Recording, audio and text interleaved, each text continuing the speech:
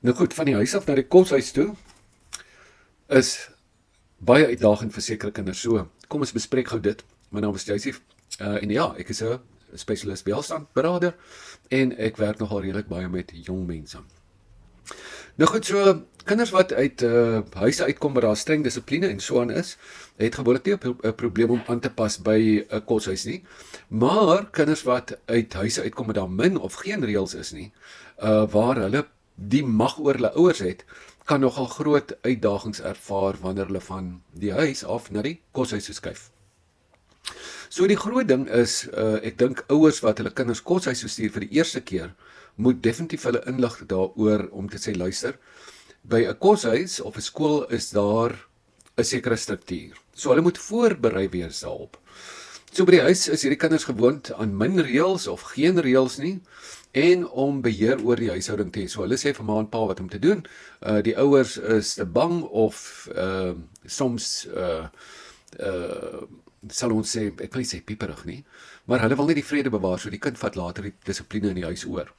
So in die koshuis word hulle nou dadelik gekonfronteer met streng roetines, reëls, gesagsfigure, nie soveel keuses oor kos en al daai tipe dinge nie. So die gevolg hiervan is dat hulle verhoogde weerstand teen gesag en meer uitdagende gedrag begin wys. Wat hulle ook kan doen is om baie verhandig teenoor personeel, mede-koshuisgangers, onderwysers, vriende en in die skoolomgewing dan ook wys om dan hierdie beheer wat hulle by die huis gehad het, te probeer herwin by die skool of die koshuis.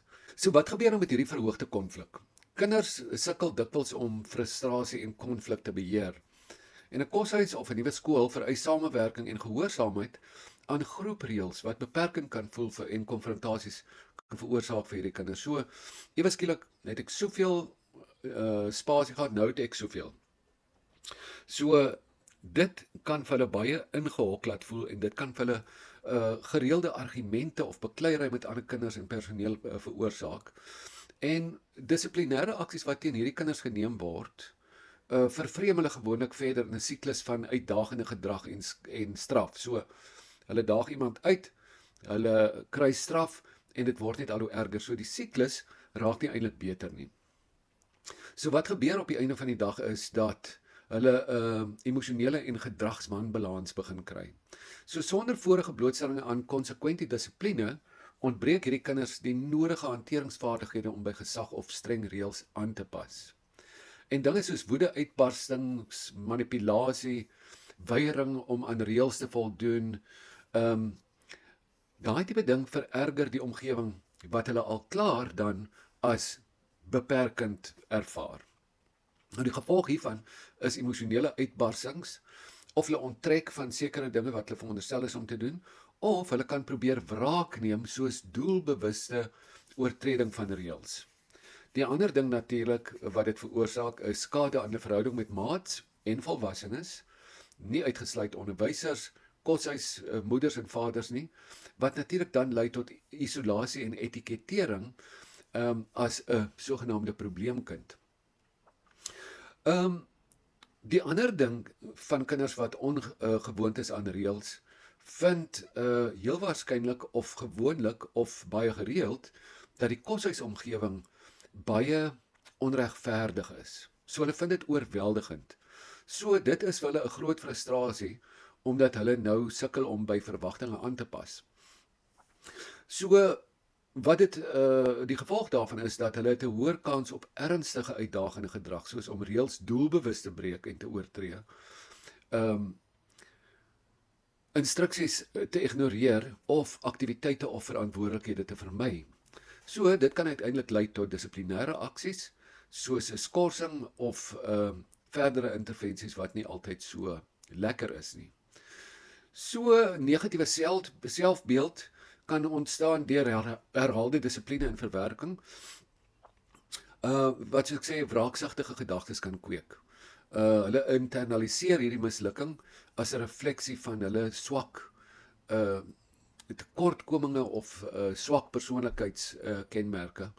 En dit veroorsaak natuurlik ook onttrekking of 'n hoë risiko vir geestesgesondheidskwessies soos angs of depressie. So Wat moet ons doen om die gevolge te verminder? Die heel eerste ding is om geleidelike voorbereiding te doen. En ons praat nou van by die huis. Leer die kind basiese reëls en konsekwensies tuis voordat hulle na 'n koshuis toe gaan. Fokus daarop om goeie gedrag te beloon eerder as om net straf te gebruik.